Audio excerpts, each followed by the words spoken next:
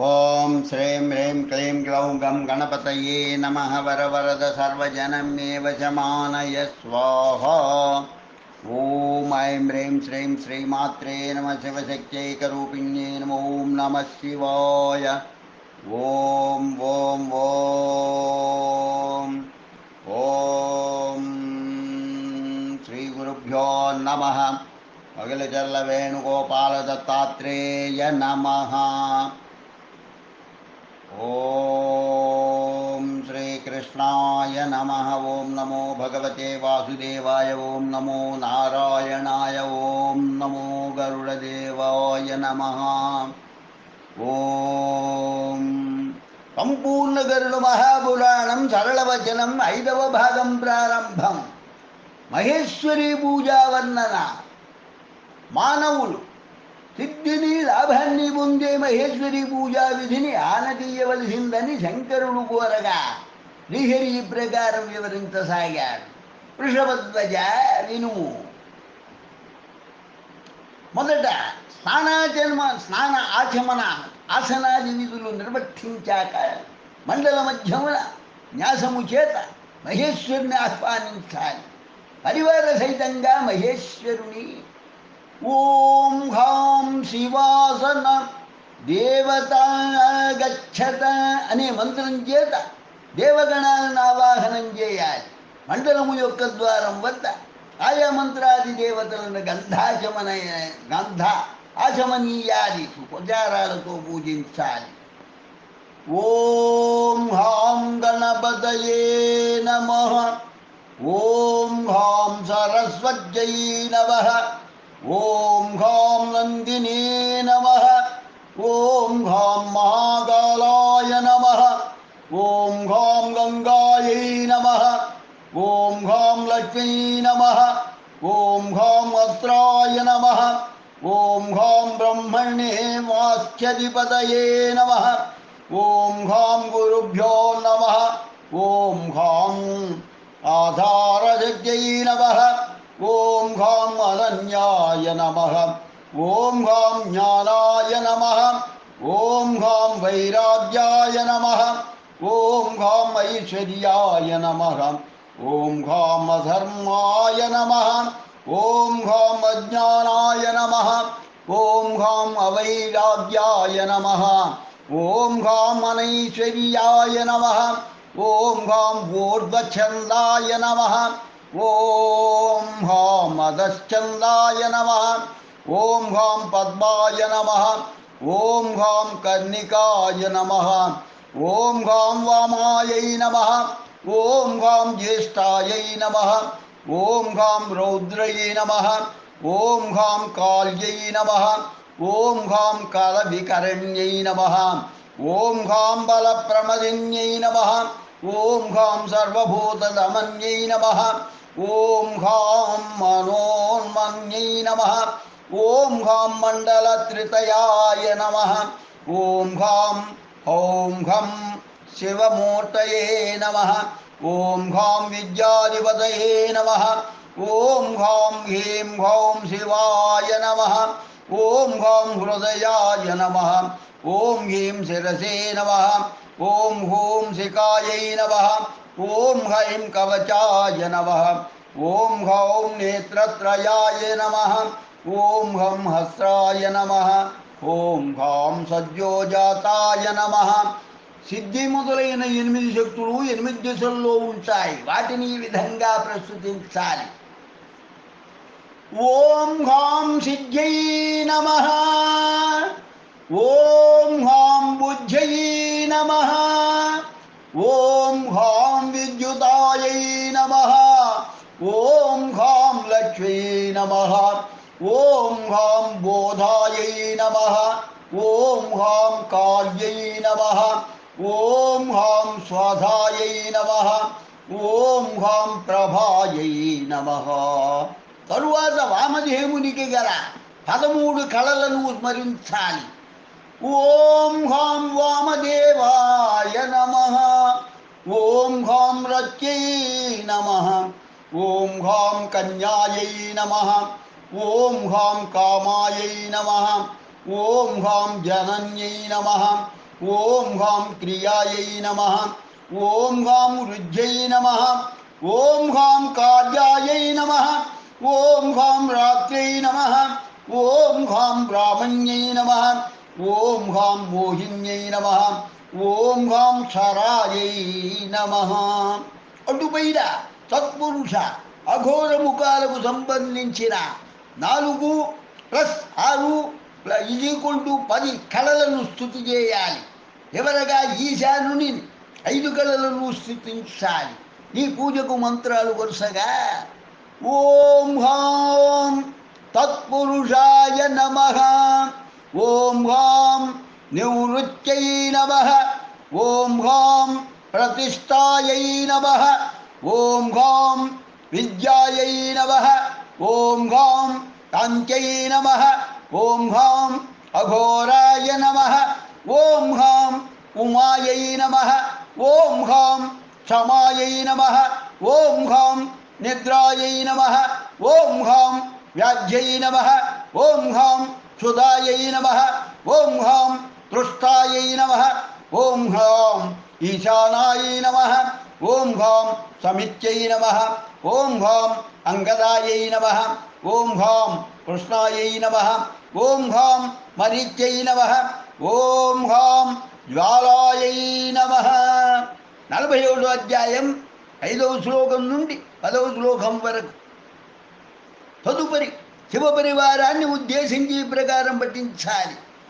ఓం హ్రాం శివ పరివారేభ్యో నమః ఓం హ్రాం ఇంద్రాయ సురాధిపతయే నమః ఓం మామగ్రయే తేజోపతయే నమః ఓం హ్రాం యాయమాయ ప్రేతాధిపతయే నమః ఓం హ్రాం నిర్వృతయే రక్షోధిపతయే నమః ఓం హ్రాం వరుణాయ జలాధిపతయే నమః ఓం హ్రాం వాయవే ప్రాణాధిపతయే నమః ఓం హ్రాం సోమాయ నేత్రాధిపతయే నమః ఓం హ్రాం ఈశానాయ సర్వవిద్యాధిపతయే నమః ఓం హ్రాం అనంతాయ నాగాధిపతయే నమః ఓం హ్రాం బ్రహ్మణే సర్వలోకాధిపతయే నమః. ఈ ప్రకారం పూజించాక ఉపచారాలతోనూ మహేశ్వరుని సంప్రీతుని గావించాలి. విశ్వావసుడనే గంధర్వుని కాళరాత్రి అనే అమ్మవారిని ఆరాధించే ముందుగా ఈ మహేశ్వరి పూజ చేయాలి. తంత్రసాధనకు సంబంధించిన గ్రంథాలలో ఇవి విస్తృతంగా కనిపిస్తాయి. ఇక్కడ సంక్షిప్తంగా చెప్పబడినది. మహర్నవమి, విజయదశమి మొదలుగు దేవీ నవరాత్రుల్లో దుర్గా పూజ సందర్భంగా ఓం హ్రీం దుర్గే రక్షణి స్వాహ ఓం హ్రీం దుర్గే రక్షణి స్వాహ ఓం హ్రీం దుర్గే రక్షణి స్వాహ అనే మంత్రులు జపం చేయాలి. అర్ధకామాభిలాషుడు దుర్గాదేవిని ఉపాసించి ఆమె అనుగ్రహానికి పాత్రులు కాగలరు. 12 రూపాలుగా 12 శక్తులుగా ప్రకటితమయ్యే అమ్మవారిని వారి వారి అభీష్టాల సిద్ధికి మహేశ్వరి పూజ వలె ఆరాధించేవారు ఉన్నారు. ఎంచుకున్న రూపం వ్యక్తిని బట్టి ఈ విధంగా పఠించాలి. ఓం గౌర్యై నమః ఓం కాళ్యై నమః ఓం ఉమాయై నమః ఓం దుర్గాయై నమః ఓం భద్రాయై నమః ఓం కాంత్యై నమః ఓం సరస్వత్యై నమః ఓం మంగళాయై నమః ఓం విజయాయై నమః ఓం లక్ష్మీ నమః ఓం శివాయై నమః ఓం నారాయణాయై నమః. 18 జ్యోతులలోనూ 18 ఆయుధాలు ధరించి సింహవాహనారూఢయైన అమ్మవారిని అర్చించు వారికి అష్టైశ్వర్యములు సిద్ధించునట తథ్యము. శాలగ్రామముల లక్షణాలు. శ్రీహరిరువాచ ప్రసంగాత్ కథయిష్యామి శాలగ్రావస్య లక్షణం శాలగ్రావశిలాస్పర్శాత్ కోటి జన్మాఘనాశనం. శాలగ్రావములను పేరు గల జన వ్యవహారములో సాలగ్రామాలు విష్ణురూప శిలల లక్షణములు చెప్తున్నాను వినండి. ఈ సాలగ్రామములను స్పృశించినంత మాత్రమునని కోటి జన్మల పాపాలు ప్రక్షాళితమవుతాయి. విష్ణునామాంకితమైన ఈ శిలలు వివిధ ఆకృతులలో వివిధ ఆయుధ సమ్మేళనాల రూపంలో లభించడం చేత వేరువేరు నామధేయాలు ఇవ్వబడ్డాయి. నారాయణ, గోవింద, విష్ణు, మాధవ, మధుసూదన, త్రివిక్రమ, హరి, శ్రీకృష్ణాది నామధేయాలతో అలరారే సాలగ్రామాలకు సాధారణంగా కనిపించే చిహ్నాలు ఈ విధంగా ఉంటాయని విజ్ఞుల వాచ. సాలగ్రామ నామము కనిపించే చిహ్నములు క్రమం గుర్తించడానికి ఉపకరించేవి. నారాయణ పద్మం, గదా, శంఖం, చక్రం. గోవింద గదా, పద్మం, శంఖం, చక్రం. విష్ణు పద్మం, శంఖం, చక్రం, గద. మాధవ చక్రం, శంఖం, పద్మం, గద. మధుసూదన శంఖం, పద్మం, గద, చక్రం. త్రివిక్రమ గదా, శంఖం, చక్రం, పద్మం. కేశవ శంఖం, చక్రం, గద, పద్మం. వామన చక్రం, గద, శంఖం, పద్మం. శ్రీధర చక్రం, పద్మం, శంఖం, గద. ఋషికేశ పద్మం, గద, శంఖం, చక్రం. పద్మనాభ పద్మం, చక్రం, గద, శంఖం. దామోదర శంఖం, చక్రం, గద, పద్మం. సాలగ్రామము నామము కనిపించే చిహ్నాలు క్రమం గుర్తించడానికి ఉపకరించేవి. సంకర్షణ శంఖం, పద్మం, చక్రం, గద. వాసుదేవ చక్రం, శంఖం, గద, పద్మం. ప్రద్యుమ్న శంఖం, గద, పద్మం, చక్రం. అనిరుద్ధ గద, శంఖం, పద్మం, చక్రం. అధోక్షజ గద, శంఖం, చక్రం, పద్మం. నారసింహ పద్మం, గద, శంఖం, చక్రం. అచ్యుత పద్మం, శంఖం, చక్రం, గద. జనార్దన శంఖం, చక్రం, పద్మం, గద. ఉపేంద్ర గద, చక్రం, పద్మం, శంఖం. హరి చక్రం, పద్మం, గద, శంఖం. శ్రీకృష్ణ గద, పద్మం, చక్రం, శంఖం. కేవలం స్ఫుటంగా ఈ రీతిలో కనిపించే చిహ్నాలే కాకుండా సాలగ్రామ శిల రంధ్రం వద్ద తెలుపు రంగులో 2 చక్రాలు ఉండేవి.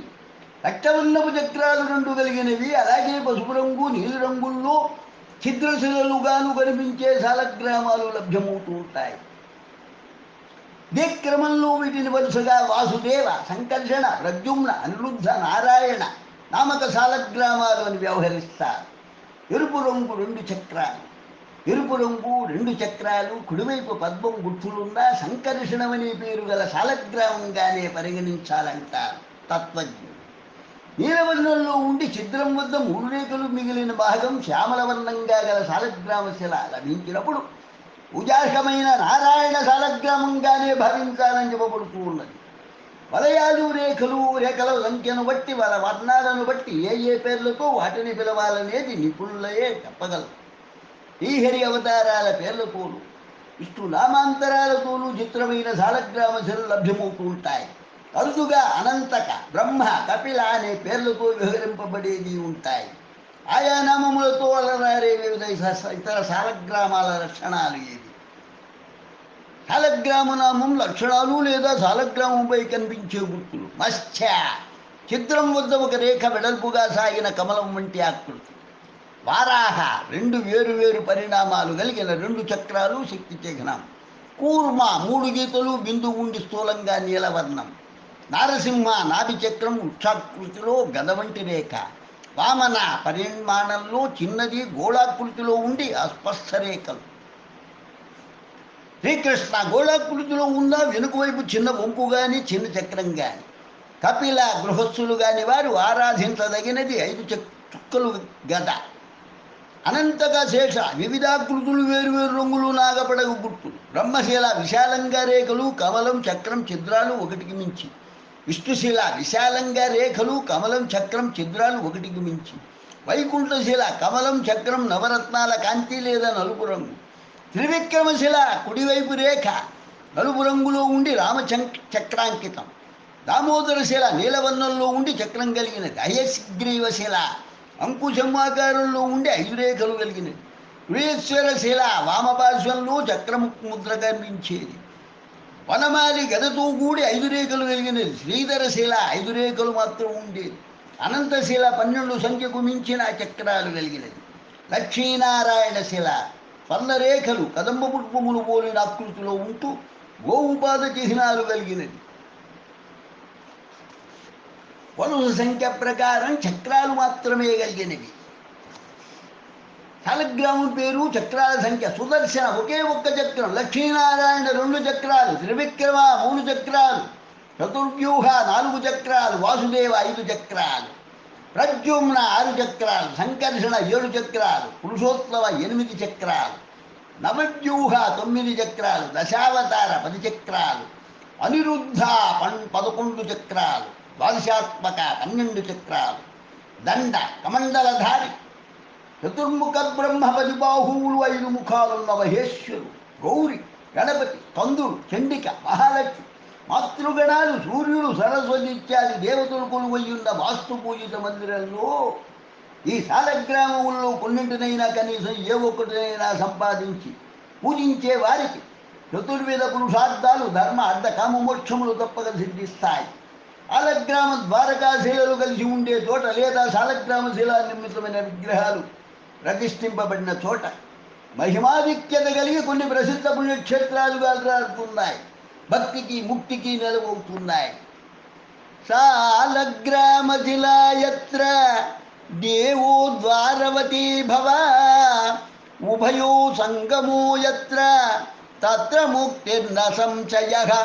శాలగ్రామో ద్వారకం చ నైమిషం పుష్కరంగయా వారాణసీ ప్రయాగశ్చ కురుక్షేత్రం చ సూకరం గంగా చ నర్మదా చైవ చంద్రభాగా సరస్వతి పురుషోత్తమో మహాకాల తీర్థాన్యేతాని శంకర సర్వపాపహరణ్యేవ భక్తి ముక్తి ప్రధాని వై.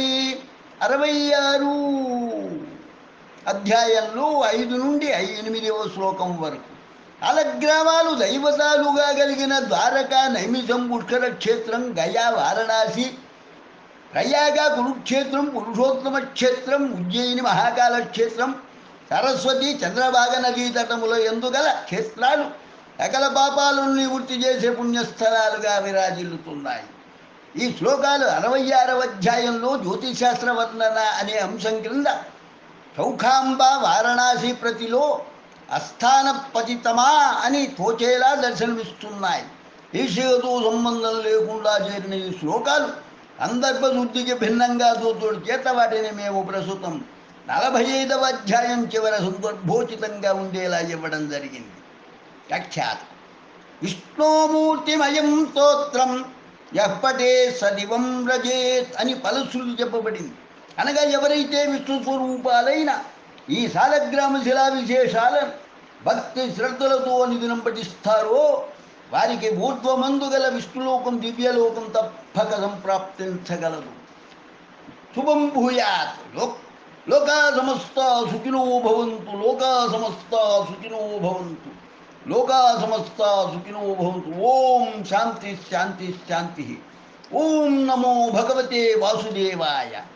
ఓం గరుడదేవాయ నమః. సంపూర్ణ గరుడ మహాపురాణం సరళవచనం 5వ భాగం సంపూర్ణమైనది. స్వస్తి.